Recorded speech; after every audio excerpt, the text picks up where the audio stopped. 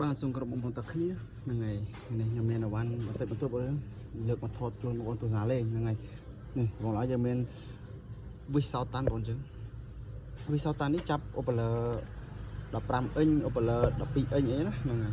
ហើយចាប់18បានទេព្រោះអីទំហំកាត់វាមុខកាត់វាតូចណាហ្នឹងហើយនេះវិសសោតាន់ចាប់ឧបលើណាហ្នឹងហើយចាប់ឆាងចាប់អីហ្នឹងឯងនេះប្រឡងចាប់ឧបលើបងអញ្ចឹងស៊េរីថ្មីមានរងដែនមានអីណានេះខ្ញុំពេញចិត្តតែកងបានណាហ្នឹងហើយនេះក៏មានវិសហ្នឹងបងចឹងនេះបងប្អូនក៏កំងគាត់សុំចែកនេះវិសចាប់សណាញ់នេះចំនួន1ខាំប្រឡងនេះ16គ្រាប់អានេះ2ខាំបងចឹងអរគុណបងពេញចិត្តដែលទុកចិត្តគឺកំងហ្នឹងហើយតិចតួចក៏លក់ដែរបងចឹងនេះសប្រាយបានបិទប៉ងបងចឹងសប្រាយបានបិទប៉ងនេះដៃពើកពើបងចឹងពេញចិត្តតែកងបានរឹងមាំស្អាតហ្នឹងហើយរឹងមាំល្អតាក់ឆ្នាំក៏អត់មានជ្រៅដែរបងចឹងនេះគឺយើងមានប៉ងសកត់នៅពីលើឧបលើ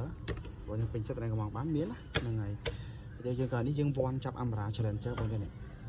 វាន់សកត់វាន់ចាប់វាន់លើវាន់ក្រោមយើងមានបងចឹងនេះអមរាច្រើនចឹងពេលពួកស៊ីន original បងចឹងពេញចិត្តតែកំងបានណាហ្នឹងហើយ